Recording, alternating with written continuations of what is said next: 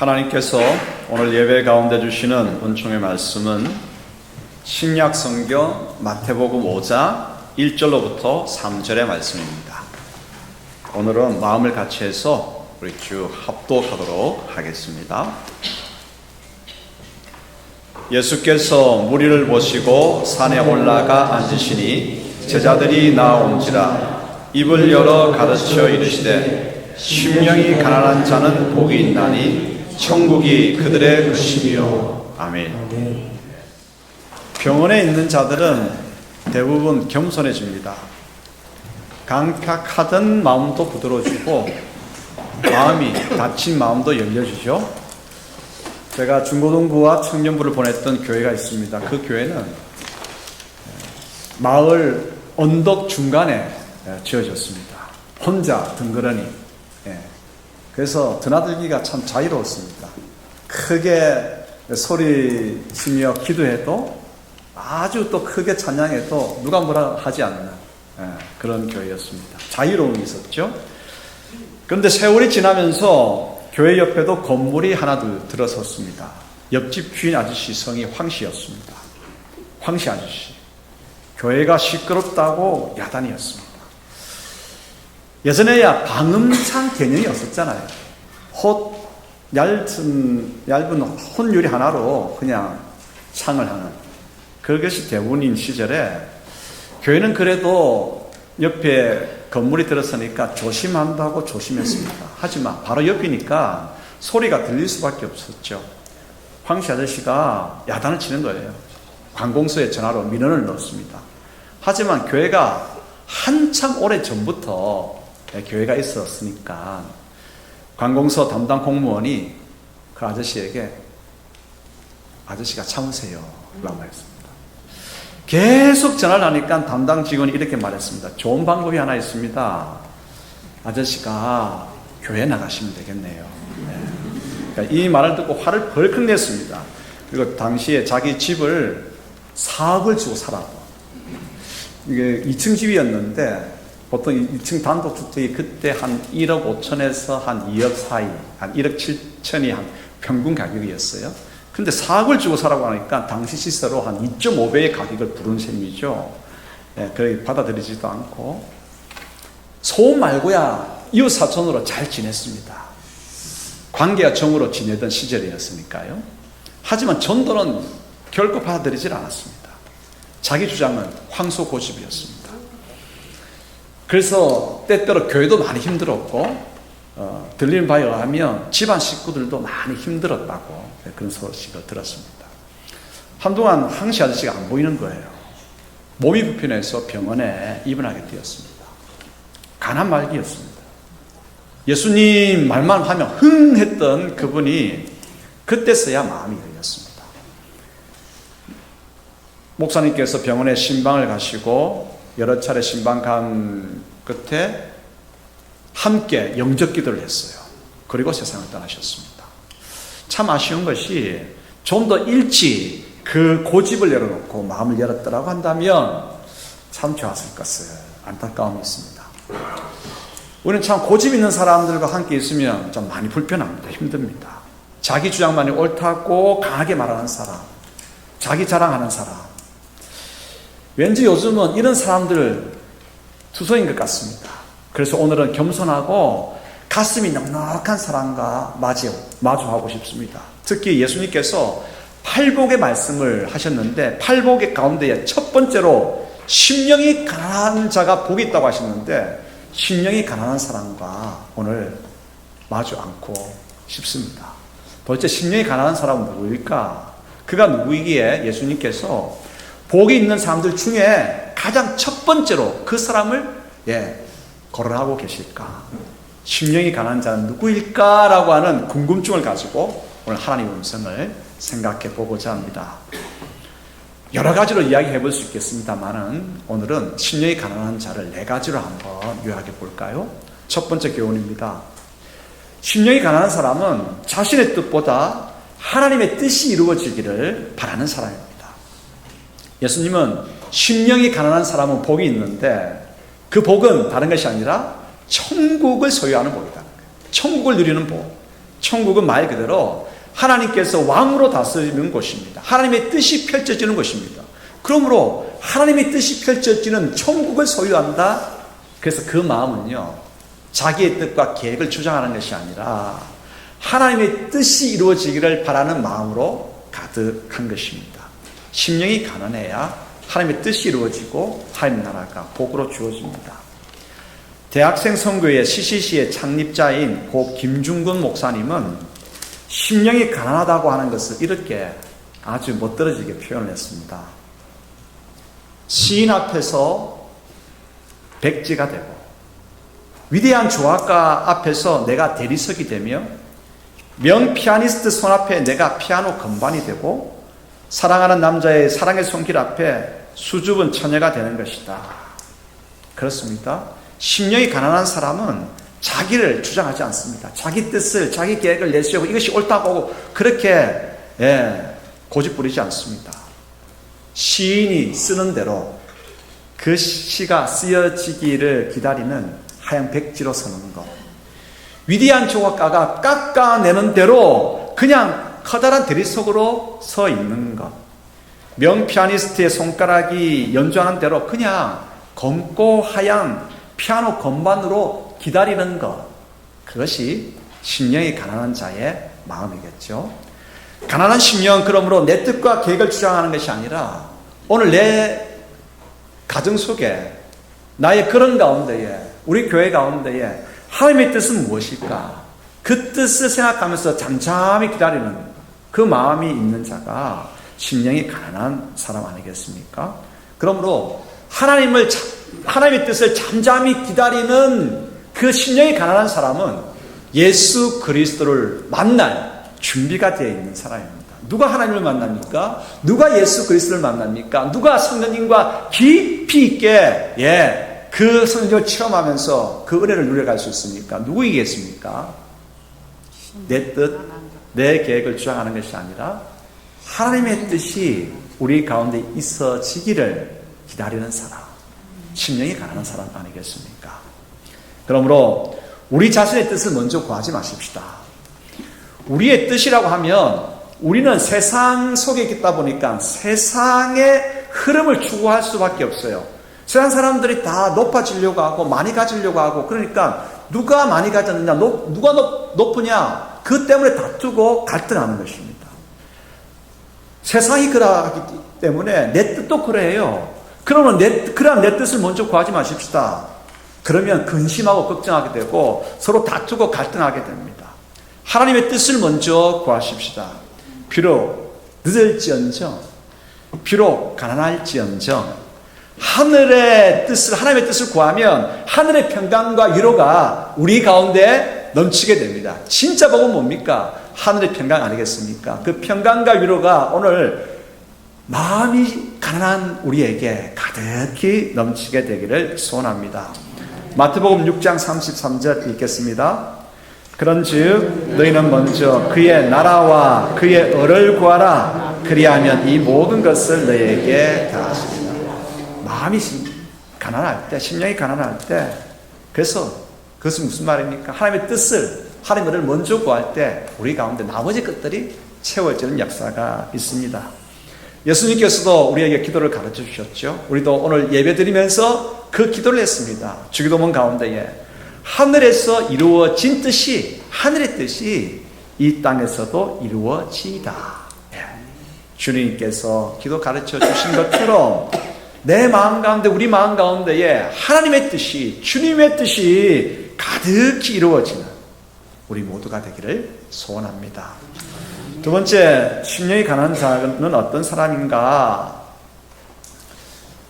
나는 하나님의 은총이 필요한 존재임을 인정하는 사람입니다. 인생은 하나님의 피조물이죠. 창조자 하나님께서 우리를 지으셨습니다. 하나님의 형상대로 참으로 복되게 지으셨습니다. 그 인생 피조물입니다.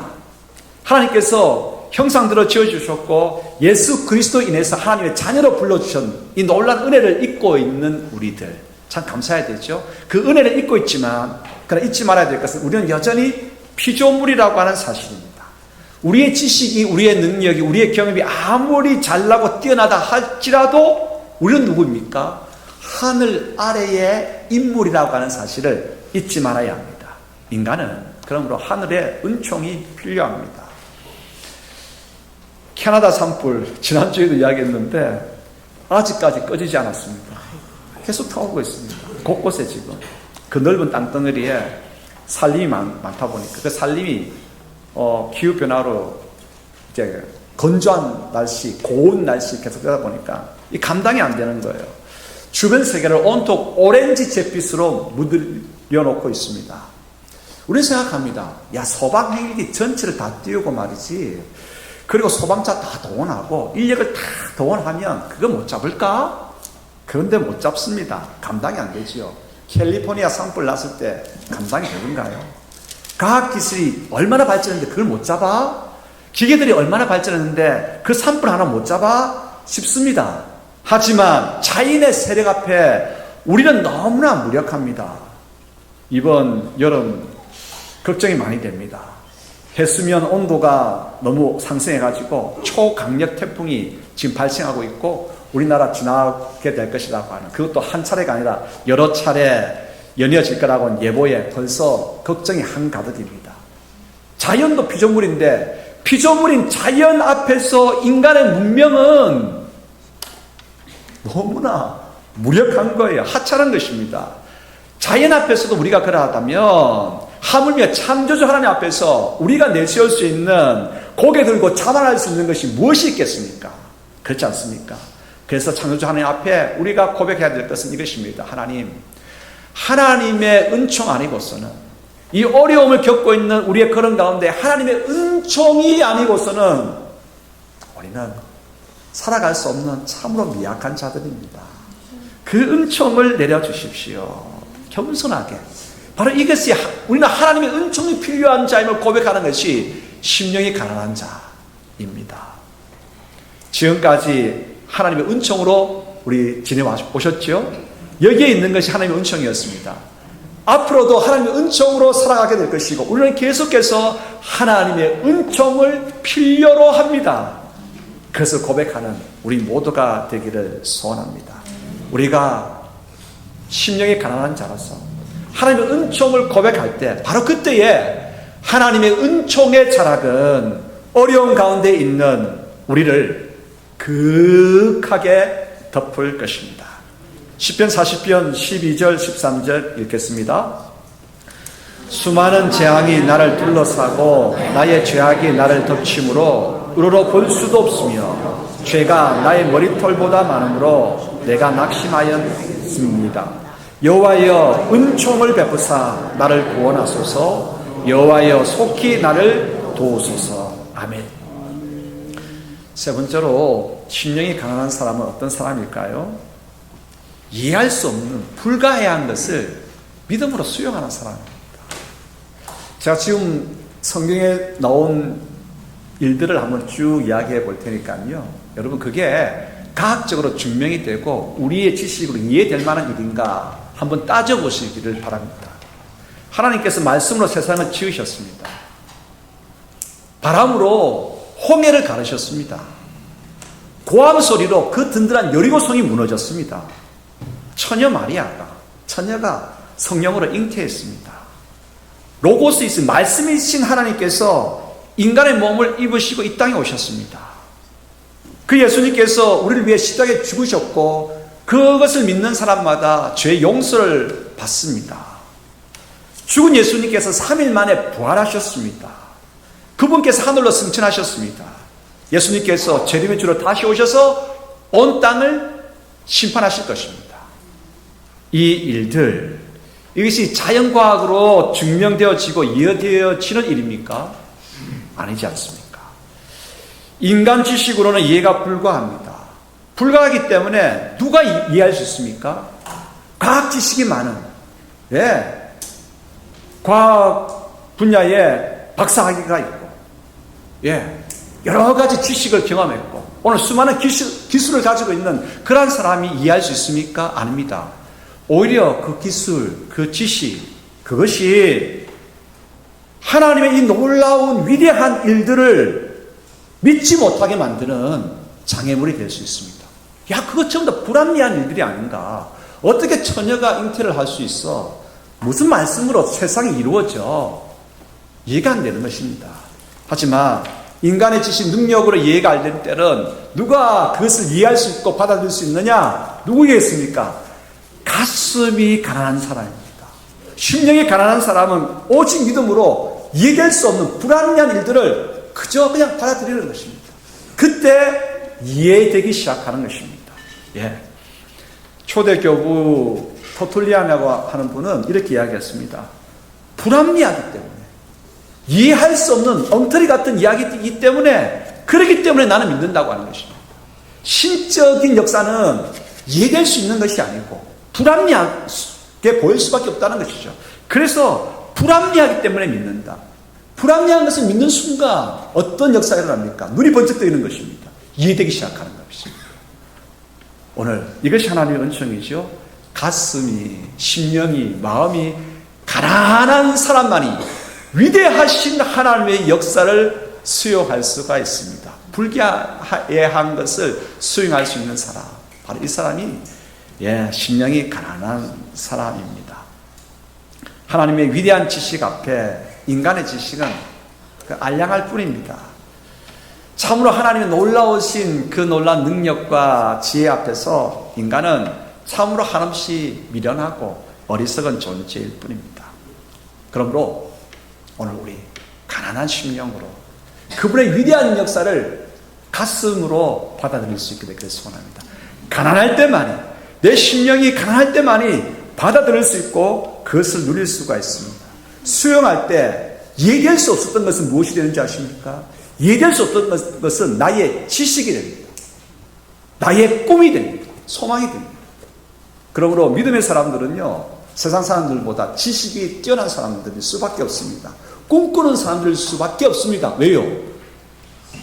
불합리하다고 세상 사람들은 믿지 않습니다. 받아들이지 않습니다. 그러나 하나님께서 하신 말씀, 약속의 말씀을 우리는 가슴이 가난한 가운데서 수용하기 때문에 그것이 지식이 되고 우리의 지식이 되고 우리의 뭐가 됩니까? 꿈이 되고 소망이 되는 것이죠. 모세는 하나님의 능력을 믿었습니다. 그래서 당시에 가장 강력한 국가 이집트의 바로의 세력을 꺾고 이스라엘 민족을 약속의 땅으로 이끌어갈 수 있게 되었습니다. 바울은 또 어떠합니까? 바울은 예수 믿는 사람들을 핍박했던 전적이 있는 사람입니다. 또 정신질환이 있어서 육체적인 가시가 있었던 사람입니다. 하지만 그럼에도 하나님께서 자신을 이방인의 사도로 세우시겠다 하신 말씀을 믿었을 때에 소아시아를 비롯한 로마까지 복음을 전하는 위대한 사도가 되었습니다. 진짜 그러한 노예였던 사람이 자유의 땅에서 진짜 복의 나라를 이룰 수 있을까? 저렇게 교회를 핍박하는 사람이 이방인의 사도가 될 수 있을까? 불가해야 하는 것을, 믿을 수 없는 일들, 가슴이 가난할 때, 심령이 가난할 때 받아들이고 수용하고 그것이 우리 꿈이 되고 그것이 이루어지는 현장을 목격할 수 있는 것입니다. 자, 그러면 우리 마음 너무 세상의 것들로 채우지 마십시오. 가난해지십시다. 그러면 내가 하나님의 영광을 위해서 뭔가를 좀 할 수 있을까? 자, 할 수 있다 생각하면 고개를 좀 끄덕끄덕 해보시기 바랍니다. 삶이 엉망인, 판판에 내가 실패했는데 삶이 엉망인 나도 믿음이 깊어질까? 우리 가정도 참으로 사랑이 가득한 가정이 될까? 저런 망나니 같은 사람도 세례를 받을 수 있을까? 이런 깊은 병자에게도 치유의 역사가 일어날까? 여러분, 가슴이, 우리 마음이 가난할 때만 이게 이루어질 것 같아? 이해될 수 없는 부가해야 하는 것들도 수용하게 되고 그것을 꿈으로 가지고 기도할 때에 그 놀라운 이루어짐의 역사를 체험하게 되는 것입니다. 힘든 것 같은 일들, 심령의 가난함으로 말미암아서 하나님의 역사 가운데서 체험하는 모두가 되기를 축복합니다. 아멘. 그리고 마지막으로 심령이 가난한 자는 어떤 사람일까? 도움을 구할 줄 아는 사람입니다. 도움을 구할 줄 아는 사람. 심령이 가난한 자가 앞서 은총이 필요함을 아는 사람이라고 했잖아요. 하나님의 은총이 필요하다. 은총이 필요하기 때문에 하나님께 구하는 것입니다. 피조물은 창조주 하나님께 의지하면서 살아가야 됩니다. 창조주 하나님을 의지하면서 살아가야 되는데, 창조주 하나님을 의지한다? 무슨 말입니까? 창조주 하나님 앞에 삶의 필요를 구한다라고 하는 말과 동일합니다. 가슴이 가난할 때, 마음이 가난할 때 우리는 하나님 앞에 기도할 수 있고요. 그리고 다른 사람한테, 믿음의 또 우리 성도들한테 도움을 구할 수 있고, 위에서 기도해 달라고 요청할 수가 있습니다. 그런데 마음이 교만한 사람은요, 도움의 기도 잘 못해요. 왜 기도 못하는지 아십니까? 여러 가지 이유가 있지만 그 중에 한 가지가, 기도하지 못하는 이유 한 가지가 교만하기 때문에 그래요. 하나님 없이도 혼자서 얼마든지 잘할 수 있다. 하나님의 은총 나 필요 없어. 혼자 얼마든지 잘할 수 있어 라고 생각하는 그것 때문에 기도하지 못하는 겁니다. 그것이 한 가지, 기도하지 못하는 이유 중에 한 가지가 되고요. 그리고 남한테 도와달라고 하는 말 진짜 못해요. 그런데 여러분, 마음이 가난한 자는 참 힘들다. 그저 있는 그대로 이야기하면서 도와달라고 합니다. 나를 위해서 기도해 달라고 요청합니다. 그리고 하나님 앞에 있는 모습 그대로 무릎 꿇고 눈물 흘리면서, 주님, 내 모습이 이러합니다. 저를 좀 도와주십시오. 주님의 은총이 필요합니다. 도와달라고 요청하고, 또 누군가 자신에게 도와달라고 하면 기꺼이 도와주고, 자신도 도와달라고 말을 하고. 여러분, 이게 얼마나 중요한지 모릅니다. 교회가 진짜 은혜롭고 교회가 믿음의 한 가정이 될 수 있다라고 하는 것은, 우리가 하나님 앞에 도움을 요청했을 때 하나님께서 그 도움 가운데 응답을 우리가 경험하고, 응답하신 하나님이 경험이 있기 때문에 누군가가 나에게 도와달라고 했을 때 나는 그걸 아는 거예요. 그 사람이 참 얼마나 마음이 힘들고 안 되었으면 나에게까지 도와달라고 할까? 내가 하나님 앞에 기도해 본 그 마음이 있거든요. 그 마음 가운데서 하나님께서 응답해 주셨을 때의 그 기쁨, 그 감사. 그래서 다른 믿음의 형제가 자신을 위해서 기도해달라, 도와달라고 했을 때 기꺼이 즐거움으로 도와주고 함께 하는 것입니다. 이거 정말 중요합니다. 교회가 믿음의 거룩한 한 공동체를 이룰 수 있는 것은 하나님께 도움을 구하고 서로 도움을 구하면서 도와주는 이거, 이러할 때에 믿음의 귀한 공동체가 이루어지는 것입니다. 로마서 13장 8절 읽겠습니다. 피차 사랑의 빛 외에는 아무에게든지 아무 빛도 지지 말라. 남을 사랑하는 자는 율법을 다 이루었느니라. 아멘. 그렇습니다. 오늘 마음이 가난한 자만이 하나님 앞에 도움을 구할 수 있고, 도와달라고 이웃에게 말할 수 있고, 또 이웃이 형제가 도와달라고 했을 때 기꺼이 나눌 수가 있는 것입니다. 이렇게 마음이 가난한, 심령이 가난한 자로 살아갈 수 있게 되기를 소원합니다. 아멘. 이런 재미있는 이야기가 있습니다. 물론 성경에는 나오지 않습니다. 누군가가 교훈을 주기 위해서 만들었겠죠.